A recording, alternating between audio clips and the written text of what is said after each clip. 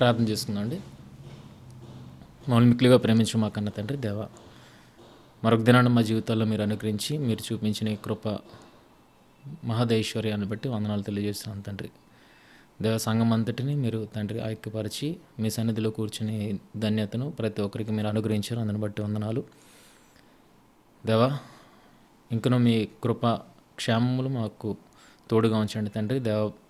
ప్రపంచంలో భయంకరమైన పరిస్థితులు మరి ఉంటుండగా తండ్రి, ఇప్పటివరకు తండ్రి మీ సంరక్షణ మాకు అనుగ్రహించారు, ఇంకా ముందుకు కూడా అనుగ్రహించమని మనం ప్రార్థిస్తున్నాం తండ్రి దేవ. ఏ రకంగా అయితే విశ్వాసంలో బలపడ్డామో తండ్రి దేవ, ఈ కాలం అంతా తండ్రి ఇకను ముందుకు అదే విశ్వాసంతో మీలో కొనసాగే స్థితిని మీ అందరం కలిగి ఉన్నట్లు సహాయం దయచేయండి దేవా.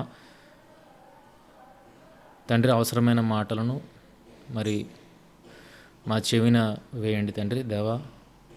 అవి మేము విని గ్రహించే వారముగా ఉంటూ వాటి ప్రకారం జీవించగలిగే స్థితిని మేము కలిగి ఉన్నట్లు సహాయం దయచేయండి. ఈరోజు దేవ, ప్రపంచవ్యాప్తంగా దేవ ఎంతమంది అయితే కూడుకొని మిమ్మల్ని ఆరాధిస్తున్నారు తండ్రి, ప్రతి ఆరాధన కార్యక్రమం మీకు మహిమార్థమే జరుగులాగా సహాయం దయచేయండి. అలాగే వాక్యోపదేశకులకు కూడా తండ్రి ఆయుష్ ఆరోగ్యాలు అనుగ్రహించండి. మీ బలీయమైన వాక్కులు వారి నోట నుంచి మనం మిమ్మల్ని ప్రార్థిస్తున్నాం తండ్రి దేవ. అలాగే ఈరోజు మీ పిల్లలకు కొన్ని మాటలు అందించడానికి మరి నేను నించుంటుండగా నన్ను కేవలం సాధనముగానే వాడుకొని మీరే మహిమ పొందమని మిమ్మల్ని ప్రార్థిస్తున్నాం తండ్రి. మరి సంఘంలో ఉన్న లోటుపాట్లు మీకు తెలుసు తండ్రి దేవ. సభ్యులలో ఉన్న అక్కర్లు మీకు తెలుసు తండ్రి దేవ. ప్రతి ఒక్కరూ అక్కరను తీర్చండి తండ్రి దేవ. ఎంతమంది ఏ సమస్యల్లో ఉన్నారో మీకు తెలుసు తండ్రి, ఎంతగా చింత క్రాంతులే ఉన్నారో మీకు తెలుసు తండ్రి దేవ. వారి చింతన అంతటినీ తొలగించండి. మిమ్మును గూర్చిన చింత కలిగిన వారుగా ప్రతి ఒక్కరు బ్రతుకున్నట్లు సహాయం దయచండి. గత కాలంలో తండ్రి ఎన్నో మేలులు మీ పిల్లల కుటుంబాల పట్ల మీరు చేశారు తండ్రి, అందుని బట్టి వందనాలు తెలియజేస్తున్నాను తండ్రి దేవ. వాటిని తలంచుకుంటూ దేవ మీ యందు దేవ కృతజ్ఞతాస్థుతులు చెల్లిస్తూ బ్రతకగలిగే స్థితిని ప్రతి ఒక్కరికి దయచేయమని మమ్మల్ని ప్రార్థిస్తూ, ఇంకనూ తండ్రి ఎవరైతే మీ చిత్తము వారి జీవితాల్లో నెరవేరాలని ఆశపడుతున్నారో వారందరికీ సహాయం అనుగ్రహించమని మిమ్మల్ని ప్రార్థిస్తూ ప్రాధేయపడుతూ, అలాగే తండ్రి మేము ఏదైతే యోచన చేసి ఉన్నాము తండ్రి దేవ, అది మీ చిత్తానుసారమైనదిగా ఉంటూ దేవ దాని నెరవేర్పు కొరకు మమ్మల్ని నడిపించమని మిమ్మల్ని ప్రార్థిస్తూ, మార్గాన్ని తెరవమని మిమ్మల్ని కోరుతూ, మహిమ ఘనత ప్రభావాలు మీకు ఆరోపిస్తూ మీ పరిశుద్ధాత్మ సహాయాన్ని అనుగ్రహించి నడిపించమని యేసుక్రీస్తు వారి అతి శ్రేష్టమైన నామములు ఈ ప్రార్థన మనవులు అడిగి వేడుకుంటున్నాం మా తండ్రి, ఆమేన్. మొదటిగా దేవుడిచ్చిన ఈ గొప్ప అవకాశాన్ని బట్టి దేవాది దేవునికి క్రీస్తు వారి పేరట కృతజ్ఞతాస్తుతులు తెలియజేస్తున్నాను. అలాగే కూడి వచ్చిన మీ అందరికీ మన ప్రభువు రక్షకుడైన యేసుక్రీస్తు వారి నా అతి పరిశుద్ధ నామన వందనాలు తెలియజేస్తున్నాను. మరి గత 5 వారాలుగా మనం అన్యాయపు సిరిని గురించి మాట్లాడుకోవడం జరుగుతుంది. మరి అన్యాయపు సిరి అనగానే అది అక్రమార్జన కాదు అని, ఏదైతే మనం ఆశ్రయంగా ఉంటుందని నమ్ముకొని దానిని కూర్చుకుంటూ వస్తున్నామో చివరికి మనం నమ్మింది మనకు ఆశ్రయంగా ఉండకుండా మనల్ని అన్యాయం చేసి విడిచిపెట్టి వెళ్ళిపోతుంది కనుక దానికి అన్యాయపు సిరి అన్న పేరు వచ్చిందన్న విషయాన్ని మనం అర్థం చేసుకున్నాం. దేవుడు ఒక పక్క మనను ధనమును కూర్చుకోవద్దని చెబుతూనే మరొక పక్క పరలోకంలో మీరు ధనమును కూర్చుకునడి అన్న విషయాన్ని మాట్లాడుతూ వస్తున్నారు. భూమి మీద ధనమును కూర్చుకోకపోతే మరి పరలోకపు ధనంపై ఎలా కూర్చుకుంటాం? ఎందుకంటే ఇదే పరలోకపు ధనంగా మారుతూ ఉన్నప్పుడు మనం కూర్చుకోకుండా పరలోకపు ధనాన్ని ఎలాగా చేజెక్కించుకుంటాం అన్న విషయాన్ని ఆలోచించాం. అక్కడ ఉద్దేశం ఏంటంటే మీ కొరకు మీరు ధనమును కూర్చుకోవద్దు, కానీ దేవుని ఎడల ధనవంతులు అవ్వడానికి మీరు ధనమును కూర్చుకోవచ్చు అన్న విషయం అక్కడ అర్థమవుతుంది. ఎందుకంటే ఈ విషయాన్ని అర్థం చేసుకోవడానికి మన అబ్రహాం గారి జీవితాన్ని కానీ, దావీదు గారి జీవితాన్ని కానీ, యోబు గారి జీవితాన్ని కానీ మనం పరిశీలించి చూడగలిగితే వారు దేవుని ఎడల ధనవంతులుగా ఉన్నట్లుగా మనకు అర్థమవుతుంది. దేవుడు కూడా వారు ఆశీర్వదించి ధనవంతులుగా నిలిపినట్లుగా కూడా మనకు అర్థమవుతుంది. కనుక ధనవంతులు అవడం తప్పు లేదు, అలాగే దేవుడు ధనవంతులను కూడా తప్పు పట్టట్లేదు. కానీ ఎవరి విషయంలో ధనవంతుని తప్పుపడుతున్నారంటే వారి కొరకు ధనాన్ని కూర్చుకోవడం విషయంలోనే దేవుడు తప్పుపడుతున్నాడే కానీ తన విషయంలో ధనవంతులు వారిని ఏ రకంగానూ ఆయన తప్పుపట్టలేదు అనే విషయాన్ని అర్థం అవుతుంది. కనుక ఆ రకంగా మనం ధనమును కూర్చుకొని అది దేవుడు ఎవరికెవరికైతే దానిని మనకి ఇస్తున్నాడో ఎవరి కొరకు ఇవ్వడానికైతే మనలను నియమించాడో ఆ బాధ్యతను మనం నెరవేర్చగలిగితే అది ఎలా మారుతుందంటే పరలోకపు ధనముగా మారుతుంది, సత్యమైన ధనముగా అది ట్రాన్స్ఫర్ అవుతుంది అన్న విషయాన్ని మనం అర్థం చేసుకున్నాం. కనుక దేవుడు మనల్ని నమ్మకముతో తన గృహాన్ని నిర్వహించడానికి, లోకం అనే ఈ గృహాన్ని నిర్వహించడానికి గృహ నిర్వాహకులుగా మనల్ని భూమి మీద ఏర్పాటు చేసుకుంటే, దేవుడు యజమాని అయితే ఈరోజు ఆ దేవుడు ఈ గృహాన్ని నిర్వహించడానికి మనకి ధన సమృద్ధిని, అన్ని వనరులను మనకు అనుగ్రహిస్తుంటే, మనము దేని మీద లక్ష్యం ఉంచి ఎవరిని నిర్లక్ష్యపరుస్తున్నామని చూడగలిగితే ఇచ్చిన దేవుణ్ణి నిర్లక్ష్యపరుస్తున్నాము. దేవుడిచ్చిన వనరులను, ధన సమృద్ధిని పట్టుకొని ఇదే దైవముగా భావిస్తూ ఆ ఇచ్చిన దేవుణ్ణి వదిలిపెట్టే స్థితికి మనం వెళ్ళిపోతున్నాము. గృహాన్ని నిర్లక్ష్యపరుస్తున్నాము అన్న విషయాన్ని ఈ సందర్భముగా యేసుక్రీస్తు వారు మనతో తెలియపరచడానికి ప్రయత్నం చేస్తున్నారు. ఎగ్జాంపుల్ అయితే ఒకటే, ధనవంతుడు ఒకడు ఉన్నాడు, గృహ నిర్వాహకుడు ఒకడు ఉన్నాడు. ధనవంతుని గృహం ఉన్నది, నిర్వహించాల్సిన బాధ్యత గృహ నిర్వాహకుడిది. దాన్ని నిర్వహించడానికి అవసరమైన ప్రతి వనరు, ధన సమృద్ధి ఆ ధనవంతుడే గృహ నిర్వాహకుడి చేతిలో పెట్టినట్లుగా మనం చూడగలుగుతున్నాం. అయితే అక్కడ యజమానుడు నియమించిన ఆ గృహ నిర్వాహకుడు యజమానికి నమ్మకమైన వాడుగా పనిచేయక దేనికి నమ్మకంగా పనిచేస్తున్నాడని చూడగలిగితే, దేన్నైతే తనకు ఆశ్రయదుర్గముగా ఉంటుంది అని నమ్మాడో దానికి ఆయన సేవకుడిగా మారిపోతున్నట్లుగా ఇక్కడ మనం చూడగలుగుతున్నాం. ఇది ఒక ఎగ్జాంపుల్గా, ఉపమానంగా మాత్రమే చెప్పబడింది. కానీ నిజానికి మనం చూడగలిగితే ఆ యజమాని ప్లేస్లో దేవుడున్నాడు, గృహము ప్లేస్లో లోకం ఉంది, గృహ నిర్వాహకుడి ప్లేస్లో మీరు నేను ఉన్నాను.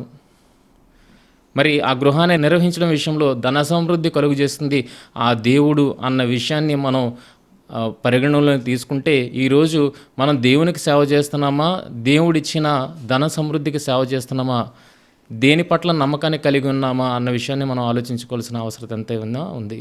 కనుక దేవుడు ఎందుకు ధన సమృద్ధిని మనకు అనుగ్రహిస్తున్నాడు అన్న విషయాన్ని చూడగలిగితే, తన గృహాన్ని మనము నిర్వహించే వారముగా, నమ్మకముగా నిర్వహించే వారముగా ఉండాలన్న ఉద్దేశంతోనే మనకు ఆ ధన సమృద్ధిని కలుగు చేస్తున్నాడు అన్న విషయము యోబు గారి ద్వారా, అలాగే దావీదు గారి ద్వారా మనకి జీవితాలను పరిశీలించడాన్ని బట్టి మనకు అర్థమైంది.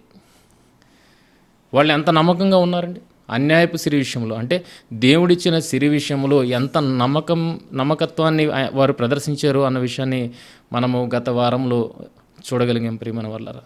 మరి అంతట నమ్మకాన్ని మనం కనపరచగలుగుతున్నామా? ఎవరికి దాసులుగా ఉన్నాము, ఎవరికి సేవ చేస్తున్నాము, ఎవరిని ప్రేమిస్తున్నామో, ఎవరిని తృణీకరిస్తున్నామో ఒకసారి ఆలోచించండి. అందుకే 13వ వచనంలో అంటున్న మాటను మీరు చూడగలిగితే, లోకాసు వార్త 16వ అధ్యాయము 13వ వచనంలో అంటున్న మాటను మీరు చూడగలిగితే, ఏ సేవకుడును ఇద్దరు యజమానులను సేవింపలేడు. ఏ సేవకుడును ఇద్దరు యజమానులను సేవింపలేడు. ఒకవేళ ఉంటే యజమాని ఒకడే ఉంటాడు ప్రేమ, వాళ్ళు ఇద్దరు ఉండరు. కనుక ఇది పార్ట్ టైం జాబ్ కాదు ఇద్దరు ఉండడానికి. కొంత సమయం వేరొక దగ్గర, కొంత సమయం ఇంకొక దగ్గర పని చేయడానికి ఇది పార్ట్ టైం కాదు. మనకి దేవుడు ఇచ్చింది ఫుల్ టైం జాబ్. ఈ ఫుల్ టైం జాబ్లో మనకు ఉండాల్సింది ఒక్కడే ఒక యజమాని. కానీ ఇక్కడ ఏమంటున్నాడంటే, ఏ సేవకుడును ఇద్దరు యజమానులను సేవింపలేడు. అట్ ఏ టైం ఇద్దరిని సేవింపలేడు. వాడు ఒకరిని ద్వేషించి ఒకరిని ప్రేమించును, లేక ఒకరిని అనుసరించి ఒకరిని తృణీకరించును. అట్ ఏ టైం ఇద్దరిని ఒకేసారి ప్రేమించలేడు, ఇద్దరిని ఒకేసారి ద్వేషించలేడు. ఒకరిని ప్రేమిస్తాడు, ఒకరిని ద్వేషిస్తాడు. అయితే మీకున్న ఇద్దరు యజమానులు ఎవరో తెలుసా? దేవుడు సిరి అని చెబుతున్నాడు ప్రేమన వాళ్ళరా. అది ఏ సిరి అన్నది మనం పక్కన పెట్టేస్తే, మొత్తం మీద ఏదైతే ఈరోజు మనిషి మనుగడకు అవసరమని మనిషి నమ్ముతున్నాడో ఆ సిరి పక్కన, ఆ సిరిని మనకు అనుగ్రహిస్తూ మన జీవితాలను నడిపిస్తున్న దేవుడు. ఇప్పుడు రెండు మన ముందు ఉన్నాయి. ఇప్పుడు వీటిని ఎలాగ భావిస్తున్నామట? దేవుణ్ణి యజమానుడైతే సిరిని కూడా ఏ స్థితికి మనిషి తీసుకొచ్చాడంటే యజమానిగా తీసుకొని వచ్చాడు. కనుక ఇప్పుడు ఇద్దరు ఎట్ ఏ టైంలో ఇద్దరు యజమానులు ఉన్నారు. ఇప్పుడు ఇద్దరు యజమానులు ఉన్నప్పుడు ఖచ్చితంగా ఎవరో ఒకరిని ప్రేమిస్తారు, ఎవరో ఒకరిని ద్వేషిస్తారు. ఇప్పుడు మనము ఉన్న పరిస్థితిలో మనం ఎవరిని ద్వేషించే వారముగా ఉన్నామో ఆలోచించండి. దేనిని కోరుకుంటూ దేనిని తృణీకరించే వారముగా ఉన్నాము అన్నది ఆలోచించండి. ఇక్కడ అక్రమార్జన న్యాయబద్ధంగా సంపాదించిందా అన్న ఆలోచన లేదు, కానీ మొత్తముగా సిరి అన్న విషయాన్ని అక్కడ ప్రస్తావించడే కానీ ఇంకొక అందులో కేటగరైజ్ చేయలేదు. సిరి అన్న మాటనే ప్రస్తావించాడు. కనుక సిరి ఒక యజమానిగా ఉంది, దేవుడు ఒక యజమానిగా ఉన్నాడు. ఇప్పుడు భూమి మీదకి వచ్చిన నీకు సిరి కనబడుతుంది, అలాగే దాన్ని ఇచ్చిన దేవుడు కనబడుతున్నాడు. ఇప్పుడు ఈ రెండిట్లో ఏ యజమానికి నువ్వు సేవ చేస్తున్నావు?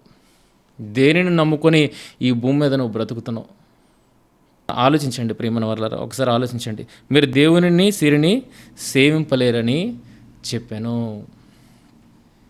సేవింపలేరు. మొత్తం మీద ఈ చాప్టర్లో మనం చూడగలిగితే ఈ సందర్భం అంతా ధనము ఒక పక్క దేవుడు ఒక పక్కగా ఈ సందర్భం అంతా నడుస్తున్నట్లుగా మనం అర్థం చేసుకోవాలి ప్రియమైన వారలారా. కనుక ధనాన్ని ఏమన్నాడంటే అన్యాయపు సిరి అని అన్నాడు. అన్యాయపు సిరి అంటే నువ్వు నమ్ముకుంటే కనుక అది నిన్ను అన్యాయం చేసేస్తుంది.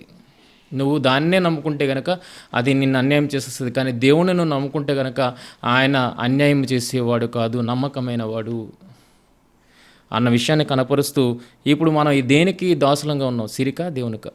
దేవుడిచ్చిన ఈ లోకాన్ని లేదా సమాజాన్ని సంరక్షించడానికి నీకు నాకు దేవుడు ఒక బాధ్యతను అనుగ్రహించాడు, గృహ నిర్వాహకుడు అనే బాధ్యత.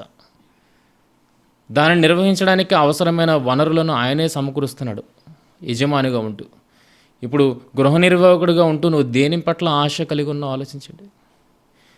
అన్నింటినీ ఇస్తున్న దేవుని పట్ల ఆశ కలిగి ఉన్నావా, లేకపోతే ఆ యజమానుడు ఇస్తున్న సిరి పట్ల ఆశ కలిగి ఉన్నావా? సిరి పట్ల ఆశ కలిగి ఉండి దేనిని నిర్లక్ష్యం చేస్తున్నాం అంటే సమాజాన్ని పూర్తిగా నిర్లక్ష్యం చేస్తున్నామన్న విషయాన్ని మనం అర్థం చేసుకోవాలి. ఈరోజు మనకి దృష్టాంతాలుగా ఏదైతే బైబిల్లో వాక్యాలు ఉంచబడ్డాయో వాటన్నింటినీ చూడగలిగితే దేనిని బట్టి సమాజం నాశనం అయిపోయింది అన్న చూడగలిగితే దేవుణ్ణి కాదు, దేవుడిచ్చిన సమృద్ధిని ఆశ్రయించి నాశనమైపోయినట్లుగా మనం వాక్యమునందు చూడగలుగుతాం ప్రియమైన వారలారా. చూడండి, హబక్కుక్కు 2వ అధ్యాయం 10వ వచనం. హబక్కుక్కు 2వ అధ్యాయం 10వ వచనం. తనకు అపాయము రాకుండానట్లు తన నివాసమును బలపరుచుకొని, తనకు అపాయము రాకుండానట్లు తన నివాసమును బలపరుచుకొని తన ఇంటి వారి కొరకై అన్యాయముగా లాభము సంపాదించుకుని వానికి శ్రమ. ఎవరిని నిర్లక్ష్య పెడుతున్నాడు, ఎవరిని కాపాడుకోవడానికి ప్రయత్నం చేస్తున్నాడు అని చూడగలిగితే తన కుటుంబాన్ని మాత్రమే కాపాడుకోవడానికి ఇక్కడ ప్రయత్నం చేస్తున్న వ్యక్తి ఇక్కడ కనబడుతున్నాడు. తనకు అపాయం రాకుండానట్లు తన నివాసమును బలపరుచుకొని తన ఇంటి వారి కొరకే అన్యాయముగా లాభము సంపాదించుకుని వానికి శ్రమ అన్నాడా, మేలన్నాడా? శ్రమ అని అంటున్నాడు ప్రియమైన వారలారా. సమాజాన్ని నిర్లక్ష్య పెట్టి నీ కొరకు నువ్వు కూర్చుకుంటే అది నీకు శ్రమ అన్న విషయాన్ని చెబుతున్నాడు. మరొక సందర్భాన్ని చూడగలిగితే యెహెజ్కేలు గ్రంథము 16:49. సొదొమ గొమొర్రాలు మనందరికీ తెలుసు. సొదొమ గొమొర్రా ప్రాంతాలు ఎంత సస్యశ్యామలమైన ప్రాంతాలు అన్నది మనకు తెలుసు, ఎంత సమృద్ధి కలిగిన ప్రాంతాలు మనకు తెలుసు. యోర్దాను ధరిని ఆనుకొని ఉన్న ఈ పట్టణాలు గొప్ప సమృద్ధి కలిగిన పట్టణాలు. అయితే అవి ఎందుకు నాశనం అయిపోయి అన్న విషయాన్ని ఇక్కడ ప్రస్తావిస్తూ యెహెజ్కేలు 16:49 చూడగలిగితే, నీ చెల్లెలైన సొదొమ చేసిన దోషమేదనగా దానికిని దాని కుమార్తెలకును కలిగిన గర్వమును ఆహార సమృద్ధియు నిర్విచారమైన సుఖస్థితియు అనున్నదియే. ఎందుకు చెడిపోవడానికి గల కారణం అది దోషం పట్టడానికి గల కారణం ఏంటి? దానికి కలిగిన సమృద్ధి దానికి ఏం చేసిందంటే గర్వాన్ని తెచ్చిపెట్టింది. నిర్విచారమైన సుఖస్థితి దానికి గర్వాన్ని తెచ్చిపెట్టింది. ఆ గర్వముతో అది చేయని దోషం అంటూ లేదు. అందులో ప్రథమమైన దోషం ఏది అని చూపెడుతున్నాడు ఇక్కడ చూడగలిగితే, అది దీనులకును దరిద్రులకును సహాయము చేయకుండెను. దేవుడు పర్టికులర్గా ఒక విషయాన్ని మెన్షన్ చేస్తున్నాడు. ఏంటంటే అది దోషము, అది చేసిన దోషం ఏదనగా అని చెబుతూ దాని గర్వము చేత అది ఏం చేసిందంట, దీనులను దరిద్రులను సహాయము చేయకుండాను. ఎందుకు దేవుడు సమృద్ధిస్తున్నాడు? నీ చుట్టూ ఉన్న సమాజాన్ని నువ్వు లక్ష్య పెట్టాలని, నీ చుట్టూ ఉన్న సమాజాన్ని నువ్వు లక్ష్య పెట్టాలని. కానీ మనం ఏం చేస్తున్నాం? చుట్టూ ఉన్న సమాజాన్ని నిర్లక్ష్యపరిచి మన కుటుంబాన్ని, మన స్వార్థాన్ని లక్ష్య పెడుతున్నాం ప్రియమైన వాళ్ళరా. అది దేవునికి నచ్చట్లేదు. అది దేవునికి నచ్చట్లేదు. ఎందుకు ఇచ్చాడు సమృద్ధి అని చూడగలిగితే, నీ కొరకు కాదు, ఎదుటి వారికి వినియోగించడం కొరకు నిన్ను మధ్యన పెట్టి నీ ద్వారా వారికి దేవుడు అనుకున్న మేలులను అందించాలన్నది దేవుని ప్రయత్నం ప్రియమైన వాళ్ళరా. మరి అట్టి దేవునికి నమ్మకమైన సేవకులంగా మనం ఉన్నామా? అది ప్రశ్న. ఇంకా చూడగలిగితే చూడండి, అన్యాయపు సిరిని అక్రమార్జన అన్న విషయాన్ని గనక మనం ఆలోచించగలిగితే అది ఎంత మాత్రము కాదన్న విషయం మరల వాక్యమే ప్రబోధిస్తుంది. ఇర్మియా గ్రంథము 17వ అధ్యాయం 11వ వచనం. ఇర్మియా గ్రంథము 17వ అధ్యాయము 11వ వచనం. న్యాయ విరోధముగా ఆస్తి సంపాదించుకునివాడు తాను పెట్టని గుడ్లను పొదుగు కౌజు పెట్టవలేనున్నాడు. న్యాయ విరోధముగా ఆస్తి సంపాదించుకునివాడు తాను పెట్టని గుడ్లను పొదుగు కౌజు పెట్టవలేనున్నాడు. సగము ప్రాయములో వాడు దానిని విడవవలసి వచ్చును. అట్టివాడు కడపట వాటిని విడిచుచు అవివేకగా కనబడును. సమాజం కూడా అంటది కదండి, నడమంత్రపు సిరి వలన ఈడు కన్నులు పైకెళ్ళిపోయి అన్న మాట మాట్లాడుతుంది. సమాజంలో చూడగలిగితే మధ్యలో ఇలాంటి వాళ్ళు ఎవరైనా ధనమును బట్టి గర్వపడే వాళ్ళు ఉంటే వాళ్ళ నాశనమే మనం చూడగలుగుతాం ప్రియమైన వాళ్ళ. దాన్ని ఏమన్నారు? నడమంత్రపు సిరి. ఇక్కడ ఏమంటాడంటే, న్యాయ విరుద్ధముగా ఆస్తి సంపాదించుకునేవాడు తాను పెట్టని గుడ్లను పొదుగు కౌజు పెట్టవలేనున్నాడు. సగము ప్రాయములో వాడు దానిని విడవవలసి వచ్చును. అట్టివాడు కడపట వాటిని విడిచుచు అవివేకిగా కనబడును. అంటే ఇక్కడ అన్యాయంగా సంపాదించమంటాడు. ఆలోచించండి. సంపాదిస్తే నువ్వు ఏమవుతావు అని ఉంది? అవివేకగా మిగిలిపోతావు. అది నిన్ను విడిచి వెళ్ళిపోద్ది అన్న మాటని ఇక్కడ మాట్లాడుతున్నప్పుడు మళ్ళీ అక్కడ యేసుక్రీస్తు వారు అన్యాయంగా సంపాదించిన సిరినిచ్చి స్నేహితులను సంపాదించమండం, అది అక్రమార్జన అనడం ఎంతవరకు రైట్? ఆలోచించండి. ఆ సిరి నీ దగ్గరే ఉండదు, నిన్నే విడిచి వెళ్ళిపోద్ది. మరి దానితో నువ్వు ఏ రకంగా స్నేహితులను సంపాదించుకోగలుగుతావు? అన్యాయం చేస్తే ఎవడైనా స్నేహితులను సంపాదించుకోగలుగుతాడా? ఇగో ఈడు అన్యాయస్తుడురా బాబు, ఈడు ఒక దగ్గర నమ్మకంగా లేనప్పుడు మన దగ్గర అలా నమ్మకంగా ఉంటాడు అన్న ఆలోచన వారికి రాదా? కనుక ఆలోచించండి. అన్యాయపు సీర అంటే అక్కడ అక్రమార్జన కాదు. అన్యాయపు సీర అంటే పూర్తిగా మీరు ఏదైతే నమ్ముకొని మీరు ఆశయముగా ఉన్నది అని అనుకుంటున్నారో అది మిమ్మల్ని ఒకరోజు ద్రోహం చేసి వెళ్ళిపోతుంది. మీరు ఎలాగైతే మీ యజమానికి నమ్మక ద్రోహం చేస్తున్నారో అలాగే మీరు నమ్ముకున్నది మీకు నమ్మక ద్రోహం చేసి వెళ్ళిపోద్ది. దానిని అన్యాయపు సిరి అన్న మాటను మాట్లాడుతున్నాడు. చూడండి, అదే ఇర్మియా గ్రంథము 17వ అధ్యాయం 5వ వచనంలో చూడగలిగితే, యెహోవా ఇలాగ సెలవిచ్చుచున్నాడు, నరులను ఆశ్రయించి శరీరులను తనకు ఆధారముగా చేసుకొనుచు తన హృదయమును యెహోవా మీద నుండి తొలగించుకుని వాడు శాపగ్రస్తుడు. ధనం విషయంలో ఏమన్నాడండి? ధనం విషయంలో ఏమన్నాడు? మీ ధనం ఎక్కడ ఉండునో అక్కడే మీ హృదయం ఉండును అన్నాడు. అంటే ధన సముపార్జన మీ హృదయాన్ని ఇటుపక్క నుండి ఇటుపక్కకు మళ్ళిస్తుంది. ఇటుపక్క మళ్ళిస్తుంది. దేవుని దగ్గర నుండి ధనం వైపుకు మీ హృదయాన్ని మళ్ళిస్తుంది. మరి ఆ విషయంలో ఈ మాట కరెక్ట్ అవునా కాదు చూడండి. మీరు దేనిని ఆశ్రయించి దేని పక్క నుండి హృదయాన్ని తొలగించుకుంటున్నారు? ధనాన్ని ఆశ్రయించి దేవుని పక్క నుండి మీ హృదయాన్ని తొలగించుకుంటున్నారు అన్నప్పుడు మీరు శాపగ్రస్తులు కారా? అదే అంటున్నాడు ఇక్కడ. యెహోవా ఇలాగ సెలవిచ్చినాడు, నరులను ఆశ్రయించి శరీరులను తనకు ఆధారముగా చేసుకొనుచు తన హృదయమును యెహోవా మీద నుండి తొలగించుకుని వాడు శాపగ్రస్తుడు. ధనాన్ని ఆశ్రయించిన వాడు కూడా శాపగ్రస్తుడు. ఎందుకంటే ధనం ఏం చేస్తుంది? వాడి హృదయాన్ని దేవుని దగ్గరుండి మళ్ళింపజేస్తుంది. ఇంకా 7వ వచనం చూడగలిగితే, యెహోవాను నమ్ముకుని వాడు ధన్యుడు, యెహోవా వానికి ఆశ్రయముగా ఉండును. కానీ ధన సమృద్ధిని చేసుకోవాలనుకున్న వాళ్ళు దేన్ని ఆశ్రయముగా ఎత్తైన ప్రాకారముగా భావిస్తున్నారు? వారి ధనాన్ని ఆశ్రయపురముగా, ఆశ్రయ పట్టణముగా, ఎత్తైన ప్రాకారముగా వారు భావిస్తున్నారు. కానీ యెహోవా ఎక్కడ ఆశ్రయం ఉన్నదని చెప్తున్నాడు? నన్ను నమ్ముకునివాడు ధన్యుడు, యెహోవా వానికి ఆశ్రయముగా నుండును. మీ ధనము కాదు ఆశ్రయముగా ఉండదు. ఏది? యెహోవా మీకు ఆశ్రయము అని ఎన్ని మాటలు చెప్తున్నాడు ప్రేమను వారు. ఆలోచించండి. గనక అన్యాయపు సిరి అక్రమార్జన కాదు. న్యాయ విరుద్ధంగా సంపాదించిన ధనమునిచ్చి స్నేహితులను సంపాదించుకోమని చెప్పటం లేదు. ఎందుకంటే ఆ న్యాయ విరుద్ధమైన సంపాదన నీ బ్రతుకునే బాగు చేయదన్నప్పుడు ఇంకోళ్ళ బ్రతుకుని అలా బాగు చేస్తుంది. కనుక ఆ ఉద్దేశంతో యేసుక్రీస్తు వారు చెప్పటము లేదు. మొత్తం మీద 13వ వచనం దగ్గరికి పోయి రాగలిగితే ఏమనంటున్నాడు? సిరి దేవుడు, అంతే. సిరి, అది ఏ సిరి అన్నది అక్కడ లేదు. నువ్వు కష్టపడి సంపాదించినదా లేకపోతే ద్రోహం చేసి సంపాదించినదా అన్నదేం మాట్లాడట్లేదు. నువ్వు నమ్ముకున్న నీ సిరి, నువ్వు నమ్ముకున్న నీ సిరి ఆశ్రయముగా ఉంటుందని నువ్వు నమ్ముకున్న నీ సిరి, దానిని నువ్వు ఇతరులకు ఉపయోగిస్తావని గృహ నిర్వాహకుడిగా నిన్ను నించోబెట్టి దానిని నీకు ఇచ్చిన దేవుడు ఒక పక్క ఉన్నాడు. ఈ రెండిటి మధ్య నువ్వు ఎవరికి సేవకుడిగా ఉన్నావు? దేవుడికా సిరికా? దేవుడికా సిరికా? అదే ప్రశ్న వేస్తున్నాడు. ఈరోజు మనం కూడా అదే ప్రశ్నను మనకు వేసుకోవాలి. ప్రియమైన వల్ల ఎవరికి నమ్మకంగా పనిచేస్తున్నారు? ఎవరికి నమ్మకంగా పనిచేస్తున్నారు? ఎవరి పట్ల నమ్మకం నుంచి ఎవరిని తృణీకరించేవారుగా మీరు ఉన్నారు అన్న విషయాన్ని ఈరోజు ఆలోచించాల్సిన అవసరత ఎంతైనా ఉంది. కనుక ఇంకా వాక్య భాగంలోనికి ముందుకు వెళ్ళగలిగితే 16వ అధ్యాయము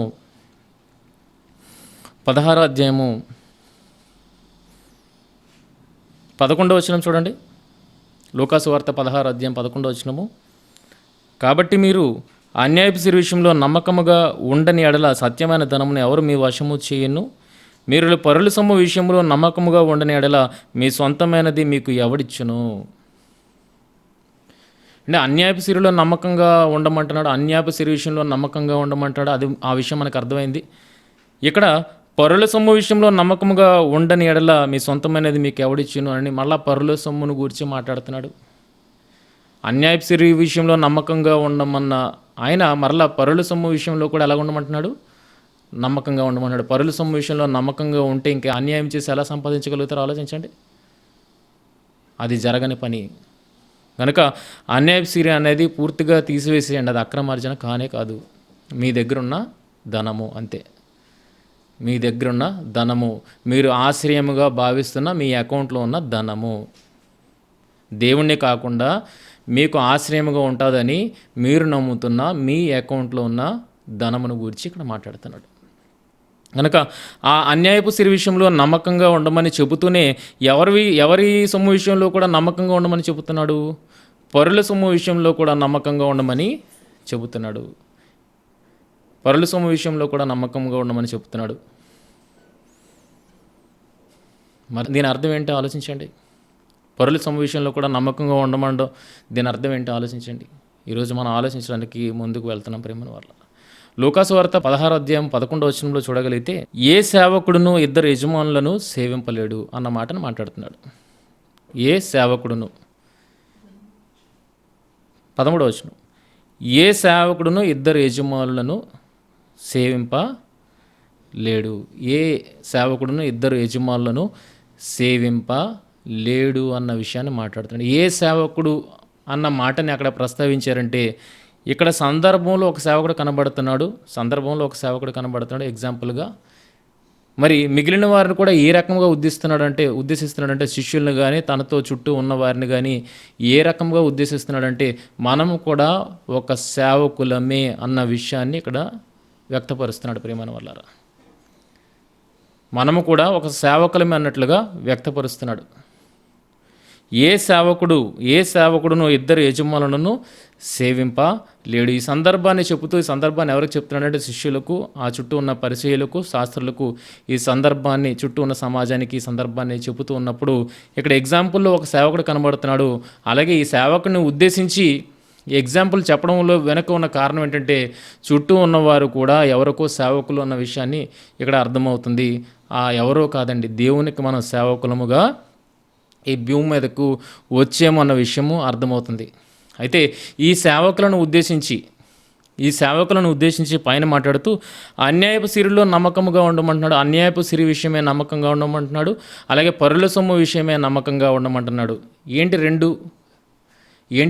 రెండు పదాలకు వ్యత్యాసం ఏంటి అన్న విషయాన్ని ఆలోచించగలిగితే అన్యాయపు సిరి విషయంలో నమ్మకంగా ఉండడం అంటే నీకున్న దాంట్లో నువ్వు నమ్మకంగా ఉండు, నీకున్న దాంట్లో నువ్వు నమ్మకంగా ఉండవు.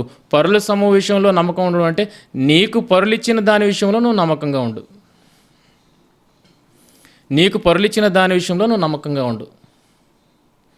అన్యాయపు సిరి అంటే నీకు కలిగిన దాంట్లో, నీకు కలిగి ఉన్న ధనము విషయంలో నువ్వు నమ్మకంగా ప్రవర్తించు. అలాగే పరులు నీకిచ్చిన సొమ్ము విషయములో నువ్వు నమ్మకముగా ప్రవర్తించు అన్న విషయాన్ని ఇక్కడ ఆ, ప్రస్తావిస్తున్నారు. బాగా ఆలోచించగలిగితే యేసుక్రీస్తు వారు శిష్యులను ఏర్పరచుకున్నప్పుడు శిష్యులను పిలిచారు. ఏమని, ఇగో మీరు నన్ను వెంబడించండి, మిమ్మల్ని మనుషులు పెట్టే జాలర్లుగా చేస్తాను అన్నప్పుడు వారు ఏం వదిలిపెట్టి వెళ్ళిపోయారు యేసుక్రీస్తు వారి వెంబడి? ఒక ధనవంతుడైన యవనస్తుడిని కూడా ఏం వదిలిపెట్టి రమ్మంటున్నాడు? నన్ను వెంబడించమని చెప్తున్నాడు. ఏం వదిలిపెట్టి వెంబడించమని చెప్తున్నాడు? తనకున్నది వదిలిపెట్టి వెంబడించమని చెప్తున్నాడు. తనకున్నది వదిలిపెట్టి వెంబడించమని చెప్తున్నాడు. అలా తనకున్నది వదిలిపెట్టి యేసుని వెంబడించడమే అన్యాయపు సిరి విషయంలో నమ్మకముగా ఉండడము. అంటే మీకున్న దాని విషయంలో మీరు నమ్మకంగా ఉండడమే అన్యాయపు సిరి విషయంలో నమ్మకంగా ఉండడం. ఇప్పుడు అంతా విడిచిపెట్టేసిన తర్వాత వీళ్ళ దగ్గర ధనం ఎక్కడదో ఆలోచించండి. అంతా విడిచిపెట్టారు కదా శిష్యులు అన్నింటినీ విడిచిపెట్టి యేసుక్రీస్తు వారిని వెంబడిస్తున్నప్పుడు వారి దగ్గర ఏం ధనం ఉంటుంది పరుల సొమ్ము విషయంలో నమ్మకంగా ఉండడానికి? అంటే అన్నింటినీ విడిచిపెట్టారు, తమదైనది విడిచిపెట్టారు, అక్కడ అన్యాయపు సిరి విషయంలో నమ్మకత్వాన్ని ప్రదర్శించారు. ఇప్పుడు ఏమీ లేని శిష్యులు, ఏమీ లేని వారుగా యేసుక్రీస్తుని వెంబడిస్తున్న శిష్యులుగా మనకు కనబడుతున్నారు. ఇప్పుడు వీళ్ళు పరిచర్యను కొనసాగించడానికి పరులు ఏం చేస్తున్నారంటే, చుట్టూ ఉన్న జనాంగం ఏం చేస్తున్నారంటే, మీ సేవలో మమ్మల్ని కూడా పాలిభాగస్తులుగా చేయండి అని చెబుతూ వారు కూడా ధనాన్ని ఇస్తున్నట్లుగా కనబడుతుంది. అందుకే అన్నింటినీ వదిలిపెట్టిన శిష్యుల దగ్గర ఏమున్నదని చూడగలిగితే జాలే ఉన్నది, సంచి ఉన్నది, ఒక సంచి. ఎందుకా సంచి? అన్నింటినీ విడిచిపెట్టిన వారి దగ్గర ఒక సంచి ఉన్నట్లుగా కనబడుతుంది. ఆ సంచి ప్రాముఖ్యంగా ఎవరి దగ్గర ఉన్నట్టుగా కనబడుతుంది? మనకి ఇస్కరియోతు యోధా దగ్గర ఉన్నట్లుగా కనబడుతుంది. ఆ సంచికి ఒక పేరు కూడా ఉంది. ఆ సంచి వారి దగ్గర ఉండడంలో పరులు మీ సేవలో మమ్మల్ని కూడా పాలిభాగస్తులుగా ఎంచండి అని చెబుతూ వారు ఇస్తున్న ధనం అంతా అందులోనికి వెళుతుంది.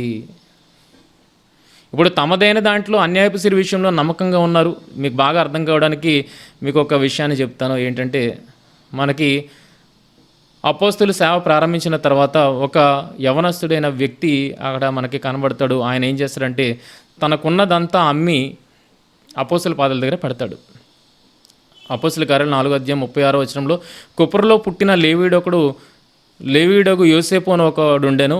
ఇతనికి అపోస్తులు హెచ్చరిక పుత్రుడు అని అర్థమిచ్చు బర్నబాను పేరు పెట్టి ఉండెను. ఇతడు భూమి గలవాడై ఉండి దానిని అమ్మి దాని వెల తెచ్చి అపోస్తుల పాదం యొద్ద పెట్టెను. ఏం చేశారండి?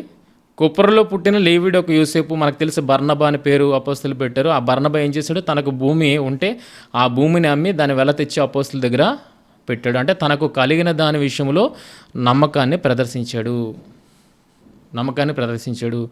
కనుక ఇటు నమ్మకస్తుడనే మరలా అపోస్తులు ఎక్కడ వినియోగించుకున్నారని చూడగలిగితే, పరుల సొమ్ము పరిశుద్ధుల పరిచర్య కొరకు అని ఏదైతే నియమించారో ఆ సొమ్మును నమ్మకంగా వారి యుద్ధ చేరవేయడానికి ఎవరిని మళ్ళీ నియమించారంటే బర్నబాను పౌలును నియమించినట్లుగా మనకు కనబడుతుంది.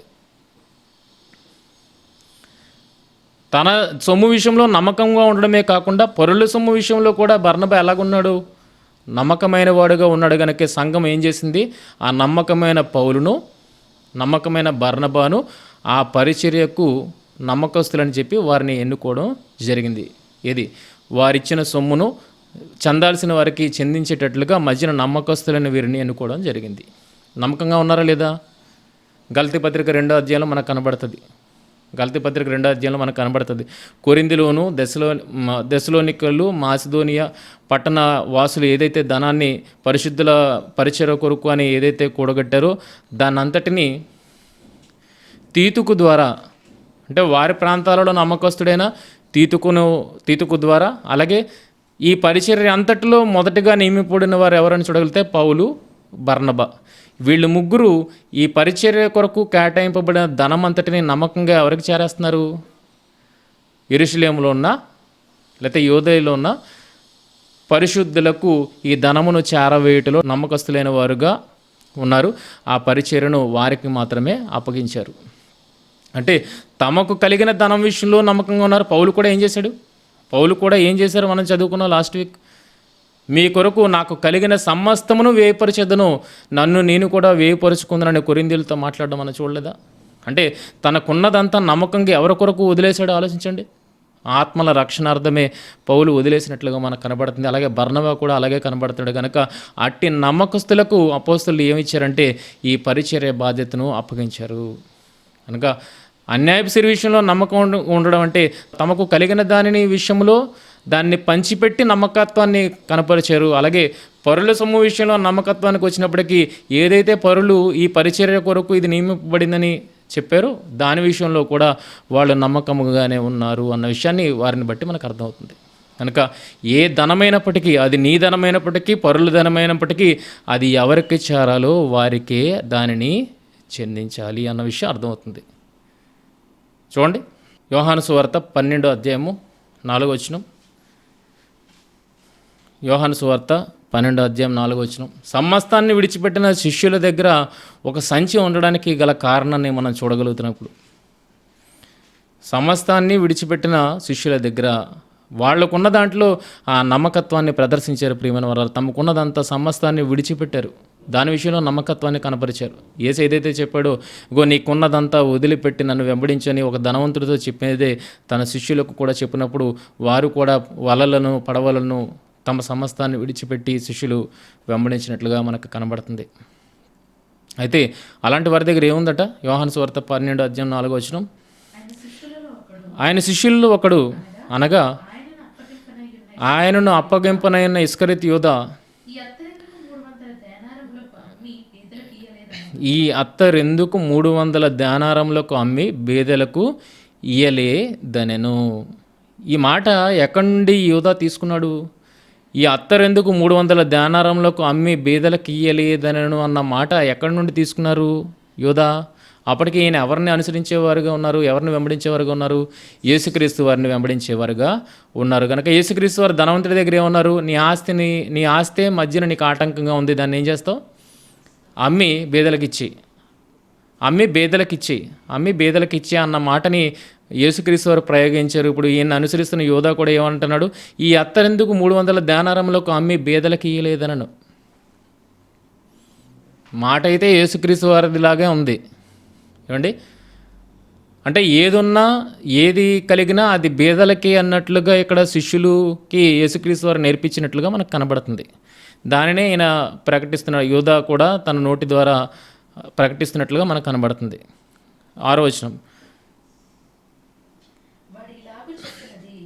వాడు ఇలాగ చెప్పినది బేదల మీద శ్రద్ధ కలిగి కాదు కానీ వాడు దొంగయ్యి ఉండి తన దగ్గర డబ్బు సంచి ఉండినందున అందులో వేయబడినది దొంగిలించుచు వచ్చను గనక అలాగూ చెప్పాను. అంటే డబ్బు సంచి ఒకటి ఉన్నదన్న విషయం ఇక్కడ మీకు చెప్పడానికి ప్రయత్నం చేస్తున్నాను. అన్నీ విడిచిపెట్టిన వారి దగ్గర డబ్బు సంచి ఎందుకు వచ్చింది అనంటే, వీళ్ళు పరిచర్యలోనికి వెళ్తున్నప్పుడు సమాజం కూడా ఆ పరిచర్యకు ప్రభావితులవుతుంది. మీరు చేస్తున్న సేవ మేము చేయలేకపోతున్నాము. ఈరోజు చూడండి, సేవకులు చేస్తున్న సేవ ఇతరులు చేయలేని పక్షములో వాళ్ళు ఏం చేస్తారంటే, ఈ ధనాన్ని ఉంచండి, మీ పరిచర్యలో మమ్మల్ని కూడా పాలిభాగస్తులుగా ఎంచండి అని ఏదైతే చెబుతారో, ఆ రోజు కూడా యేసుక్రీస్తు వారి కాలంలో కూడా ఏది పట్టుకోలేదు. అన్నింటిని విడిచిపెట్టి వారు పరిచర్య నిమిత్తము తమను తాము అంకితము చేసుకున్నప్పుడు వాళ్ళ దగ్గర సంచి అవసరత ఎందుకు అంటే, ప్రజలు వీళ్ళ పరిచర్యకు ప్రభావితులే తమ వంతు బాధ్యతను నిర్వర్తించడానికి తమ ధనాన్ని ఇస్తున్నట్లుగా ఇక్కడ మనకు కనబడుతుంది. అందుకొరకు ఆ ధనాన్ని వేయడం కొరకు ఒక సంచిని ఏర్పాటు చేసుకున్నట్లు మనకు కనబడుతుంది. ఆలోచిస్తున్నారా? ఈ సంచి ఎవరి కొరకు నియమింపబడింది? ఇక్కడ ఏమన్నాడు? తన దగ్గర డబ్బు సంచి ఉన్నందున అన్న మాట మాట్లాడుతున్నారు. సంచి ఉన్నదన్న విషయం మనకు అర్థమవుతుంది. అయితే ఆ సంచిలో వేయబడుతున్నది ఎవరి నిమిత్తం అన్న విషయాన్ని మనం చూడగలిగితే, యోహాను సువార్త 13వ అధ్యాయము 29వ వచనం. యోహాను సువార్త 13వ అధ్యాయం 29వ వచనం. డబ్బు సంచి యూదా యొద్ద ఉండెను గనుక పండుగకు తమకు కావలసిన వాటిని కొనుమని అయినను బేదలకేమైనా ఇమ్మని అయినను యేసు వానితో చెప్పినట్లు కొందరు అనుకొనిరి. అంటే సంచి ఎందుకున్నది, సంచిలో వేయబడుతున్నది ఎవరి కొరకు అన్న విషయం అర్థమవుతుంది. ఇది వాడుకగా యేసుక్రీస్తు వారు మాట్లాడుతున్న మాట. అందుకనే శిష్యులు కూడా ఏమని తలంచారు, ఆ సందర్భం వేరొక విషయంలో చెప్పబడుతుంది. ఆ సందర్భం ఇస్కరేత్ యోధ యేసుక్రీస్తు వారిని అప్పగించే విషయమును గురించి సందర్భం జరుగుతుంది. అయితే శిష్యులు ఏమని అనుకున్నారు, నువ్వు చేయవలసింది ఏదో చెయ్యము అని యేసుక్రీస్తు వారు యోధాన్ని పంపించేస్తే అది వాళ్ళకి ఎలాగర్థమైంది, డబ్బు సంచి యోధా దగ్గర ఉండెను గనక పండుగకు తమకు కావలసిన వాటిని కొనిమని అయినను బేదలకేమైనా ఇమ్మని అయినను యేసు వానితో చెప్పినట్లు కొందరు అనుకోరినంటే యూజువల్గా యేసుక్రీస్తు వారు ఆ సంచిలో ఉన్నదాన్ని దేని కొరకు వినియోగించమని చెప్తున్నారు, తమకు కావలసిన వాటిని. అంటే తాము పరిచర్లో ఉన్నారు కనుక అవసరమైన వాటిని కొనగడానికైనా లేదా బేదలకు ఏమైనా ఇమ్మని అయినా యేసు వారికి చెబుతూ ఉంటారన్న విషయం దీన్ని బట్టి అర్థమవుతుంది. కనుక ఆ సంచిలో ఉన్న ధనం ఎవరిది, పరుల సొమ్ము. ఆ పరుల సొమ్ము వేయబడుతున్నది ఎవరి కొరకు ఇవ్వబడ్డానికి అన్న విషయం అర్థమవుతుంది, బేదల కొరకు, లేని వారి కొరకు అది వినియోగింపబడాలన్నది యేసుక్రీస్తు వారి యొక్క లక్ష్యం. ప్రియమైన వాళ్ళరా, పరుల సొమ్ము ఈక్వాలిటీ ఇప్పుడు ఏంటండి, పరుల సొమ్ము కూడా ఏంటి, అది బేదల సొమ్మే. నీ దగ్గర ఉన్నది, మన దగ్గర ఉన్నది, ధనవంతుడి దగ్గర ఉన్నది, అది ఎవరి సొమ్ము, బేదల సొమ్మే. ఇప్పుడు పరులు కూడా వేస్తున్న సొమ్ము అది కూడా ఎవరిదని చెప్తున్నారు, బేదల సొమ్మే. ఇప్పుడు చెప్పండి, రెండు విషయాల్లో నమ్మకంగా ఉండొద్దండి. దేవుడిచ్చిన దాని విషయంలో నమ్మకంగా ఉండాలి, పరులు ఇచ్చిన దాని విషయంలో కూడా మనము నమ్మకముగా ఉండాలి. ఆ మాట ఇక్కడ చెబుతున్నాడండి 11, 12 విషయాల్లో చూడగలిగితే.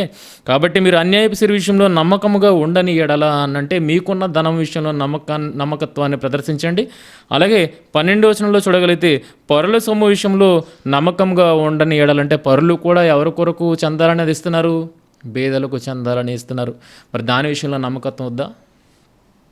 బర్నబా, పౌలు రెండు విషయాల్లో నమ్మకాన్ని కనపరిచారు. ప్రేమను వాళ్ళరా, తమకున్న దాని విషయంలో నమ్మకంగా ప్రవర్తించారు, పరులిచ్చిన దాని విషయంలో కూడా నమ్మకంగానే ప్రవర్తించారు. అననీయ సప్పేరాల్లాగా ప్రవర్తించలేదు, అలాగే ఈ ఇస్కరేత్ యోధాలాగా కూడా ప్రవర్తించలేదు. ప్రేమను వాళ్ళరా, యోధా కూడా వెంబడించాడంటే ప్రారంభం ఎలాగుండి ఉంటుందండి, ఆలోచించండి. ప్రారంభం ఎలాగుండి ఉంటుంది యోధా పరిస్థితి కూడా, అన్నింటినీ విడిచిపెట్టి యేసుక్రీస్తు వారిని వెంబడించినట్లుగానే మనకు కనబడుతుంది. అంటే తనకున్నది విడిచిపెట్టి యేసుని వెంబడించిన వాడుగానే కనబడుతున్నాడు. కానీ పరుల సొమ్ము విషయం వచ్చినప్పటికీ ఆ సంచిలో బేదల ధనము చేకూరడాన్ని బట్టి ఈయనకు ఆశ కలిగినట్లుగా మనకి ఇక్కడ అర్థమవుతుంది మన వాళ్ళరా. అందుకే ఆ ఆశతో ఏమి కూర్చుకున్నాడన్న విషయాన్ని మనం చూడగలిగితే కీర్తన 109:11 చూడండి. ఇస్కరేతు యోధా కోసం చెప్పబడిన మాట, వాని ఆస్తి అంతయు అప్పులు వారు ఆక్రమించుకొందురుగాక. ఏంటంటే ఆస్తి ఉన్నది కదా, ఆస్తి లేనివాడా, ఎలా ఆస్తిని సమకూర్చుకున్నాడు? ఈ విషయం అర్థం కావాలంటే ఈరోజు మన పరిస్థితిని మనం అర్థం చేసుకోవాలి. ఈరోజు ఇల్లు కొనుక్కుంటాం, ఈ విషయం ఎవరికి తెలియదు. ఏంటి, సొంత డబ్బులతో ఖర్చు కొన్నాడా లేకపోతే బ్యాంకు లోన్ తీసుకొని ఈఎంఐలు కట్టుకొని కొంటున్నాడు అన్న విషయం ఎవరికి తెలియదు. కానీ ఇల్లు తీసుకున్నామంటే అందరూ సంబరపడిపోతారు, అందరూ ఫంక్షన్కి వచ్చి సూపర్గా ఉంది అని అంటారు. కానీ అది ఎలాగ కొన్నాడన్న విషయం ఎవ్వరూ ఆలోచించరు. ఎలాగ కొన్నాడు? బ్యాంకు లోన్ ఇస్తుంది కనుక అది ఈఎంఐల రూపంలో ప్రతి నెల కట్టుకోవచ్చు అన్న ఆలోచనతో తాను సిద్ధపడి ఒక గృహాన్ని కొనుక్కోవడం అనేది జరుగుతుంది. అలాగే ఇక్కడ కూడా తనకున్నదంతా విడిచిపెట్టి యేసుని వెంబడించిన తర్వాత ఇస్కరేత్ యోధా దగ్గర ఎప్పుడైతే సంచి ఉన్నదో ఆ సంచిలో పడుతున్న ధనాన్ని బట్టి ఏం ఆలోచన వచ్చిందంటే, ఇగో సంచిలోది నేను ఏదో కొంత తీసుకోవచ్చు కనుక నేను ఆస్తిని సమకూర్చుకొని వాయిదాలుగా ఆ అప్పు ఏదైతే ఉందో దానిని ఈ సంచిలో వేయబడుతున్న సొమ్మును ఈఎంఐల రూపంలో నేను కట్టి నేను ఆస్తిని సమకూర్చుకోవచ్చు అన్న అలా దురాలోచన యూదాకి పుట్టినట్లుగా మనకు కనబడుతుంది. అందుకే యేసుక్రీస్తు వారిని అమ్మడం విషయంలో కూడా మనం చూడగలిగితే ఈఎంఐ త్వరగా క్లియర్ అయిపోవాలంటే ఏముండాలి, మన దగ్గర అమౌంట్ ఉండి అది త్వరగా జమ చేయగలిగితే బ్యాంకులో మొత్తం మీద అప్పు అనేది క్లియర్ అయిపోతుంది. కనుక యేసుక్రీస్తు వారిని అమ్మడం విషయంలో కూడా ఏమొచ్చిందంటే వెండి నాణాలకు యేసుక్రీస్తు వారిని అమ్మడం జరిగింది ప్రియమైన వాళ్ళరా. కనుక సంచి ఉండడాన్ని బట్టి యూదా ఏం ఆలోచించాడంటే ప్రతి నెల కొంత సొమ్ము ఇందులోనే తీసి ఈఎంఐల రూపంలో దానిని అప్పుల వారికి జమ చేయొచ్చు అన్న ఆలోచనతో ఏం చేశాడంటే ఒక పెద్ద మొత్తాన్ని తీసుకొని ఆస్తిని సమకూర్చుకున్నట్లుగా ఇక్కడ కనబడుతుంది ప్రియమైన వాళ్ళరా. ఎందుకంటే ప్రతిసారి సంచిలో పడుతుంది డబ్బు. ఇప్పుడు కూడా ఎందుకు 300 దెనారములకు అమ్మి, అంటే దాని వాల్యూ ఎలాగ కట్టాడో చూడండి, ఆ సుగంధ ద్రవ్యం యొక్క వాల్యూ ఎలాగ కట్టాడో చూడండి. 300 దెనారములకు అమ్మి నువ్వు ఎందుకు బేదలకు ఇవ్వకూడదు అన్న విషయాన్ని ఆలోచిస్తున్నాను. అంటే కన్వర్ట్ చేసి ఇవ్వచ్చు కదా, నువ్వు ఎందుకు అత్తను ఊరకనే వేస్ట్ చేసావు అన్న ఆలోచన. ఇంతకీ నిజంగా సంచిలో పడుతున్నది బేదల కొరకు అన్నప్పుడు ఆ పరుల సొమ్ము విషయంలో యూదా నమ్మకత్వాన్ని ప్రదర్శించడం ఆలోచించండి. నీకున్న సొమ్ములోనే నువ్వు నమ్మకత్వాన్ని ప్రదర్శించకపోతే నాశనం అయిపోతావు అన్న విషయం చదివితే, మరి పరుల సొమ్ము విషయంలో నమ్మకత్వాన్ని ప్రదర్శించకపోతే ఎలా నాశనం అయిపోతారో యూదా ఎగ్జాంపుల్ ప్రియమైన వాళ్ళరా. అననీయ సప్పేరా వారుకున్న ధనం విషయంలో నమ్మకత్వాన్ని ప్రదర్శించక ఎలా నశించారో మనకు అర్థమైంది. అలాగే ఇక్కడ యూదా దగ్గరికి వచ్చినప్పటికీ పరుల సొమ్ము విషయంలో నమ్మకత్వాన్ని ప్రదర్శించినందుకు ఏమైపోయాడు అన్న విషయం ఇక్కడ అర్థమవుతుంది. కీర్తన 109:11 వాని ఆస్తి అంతయు అప్పులు వారు ఆక్రమించుకొందురుగాక. ఆస్తిని ఎలా కూడగొట్టుకున్నాడంటే అప్పు చేసి ఆస్తిని కూడగొట్టుకున్నాడు. దాన్ని ఎలా తీరుద్దాం అనుకున్నాడంటే వాయిదాల పద్ధతిలో సంచిలో వేయబడుతున్న ధనాన్ని ఇచ్చి తీరుద్దామని యూదా అనుకున్నాడు. కానీ ఆ ప్లాన్ ఏమైంది, పటాపంచలు అయిపోయింది. ఎందుకంటే అది పరుల సొమ్ము, దక్కాల్సిన ఎవరికి, బేదలకు దక్కాల్సిన సొమ్మును వీడు ఎలా చేసుకున్నాడు, దానితో ఆస్తులను కూర్చుకుంటున్నట్టుగా ఇక్కడ కనబడుతుంది. కనుక ఏమైపోయాడని చూడగలిగితే వాని ఆస్తి అంతయో అప్పులు వారు ఆక్రమించుకుందరుగాక, వాని కష్టార్జితమును పరులు దోచుకుందరుగాక. ఒక కారు కొన్నప్పుడు బ్యాంకు కొంత సొమ్ము ఇస్తుంది, మీరు డౌన్ పేమెంట్ కట్టాలి. డౌన్ పేమెంట్ ఎలా కట్టారు, మీరు మీ సొంత సొమ్మును కట్టారు. మీ సొంత సొమ్మును డౌన్ పేమెంట్గా కట్టారు, మిగిలినది బ్యాంక్ లోన్ ఇచ్చింది. ఇప్పుడు ఈఎంఐలు మనం నెల పోతే కనుక కారుని ఎవరు తీసుకెళ్ళిపోతారు, బ్యాంకు వారు తీసుకెళ్ళిపోతారు అన్నప్పుడు ఇప్పుడు ఏం పోయింది అని చూడగలిగితే నీ కారు పోయింది. రెండోది, దాని కొరకు నువ్వు ఏదైతే డౌన్ పేమెంట్ నీ కష్టార్జితాన్ని పెట్టావో అది కూడా నువ్వు పోగొట్టుకున్నావా. అలాగే ఇక్కడ ఇస్కరియోతు యూదా కూడా ఏమైందంటే వాని ఆస్తి అంతయు అప్పుల వారు ఆక్రమించుకుందురుగాక. వేలంపాట వేసి ఆస్తిని అమ్మి వాళ్ళ అప్పులను వడ్డీ కూడా వేసి వాళ్ళు దాని నుండి గుంజుకోవడానికి ప్రయత్నం చేస్తారు. కనుక ఆ రకముగా యూదా ఆస్తి ఏమైంది, వాని ఆస్తి అంతయు అప్పుల వారు ఆక్రమించుకుందురుగాక, వాని కష్టార్జితమును పరులు దోచుకుందురుగాక. అందులో తన కష్టం కూడా ఉంది, తాను సంపాదించిన ధనము కూడా ఉంది. అదేమైపోయిందని చూడగలిగితే అది కూడా పరులు దోచుకోబడింది అన్న విషయం అర్థమవుతుంది. యోధా బ్రతికాడా? యోధా కూడా నాశనం అయిపోయాడు. ఆలోచించండి. అందుకని అంటున్నాను, ఏ ధనమైనప్పటికీ అది నీకు ద్రోహాన్ని తలపెట్టేదే. అది నీ దగ్గర ఉన్న నీ సొంత ధనమైనప్పటికీ, పరుల సొమ్ము అయినప్పటికీ, ఏ విషయంలో కూడా నువ్వు నమ్మకాన్ని కోల్పోతే కనుక అది నీకేం చేస్తుంది, నాశనానికి నడిపిస్తుంది అన్న విషయం వాక్యం పదే పదే మనకి చెబుతూనే వస్తుంది. కనుక ఒక దగ్గర ఒకలాగా, మరొక దగ్గర మరొకలాగా వాక్యం మనకి బోధించదు ప్రియమైన వాళ్ళారా.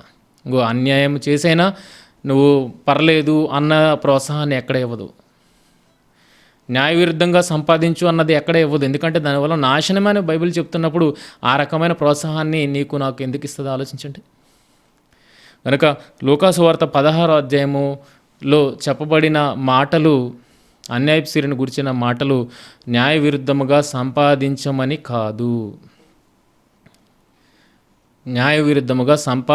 కాదు, దానితో స్నేహితులను సంపాదించమని కాదు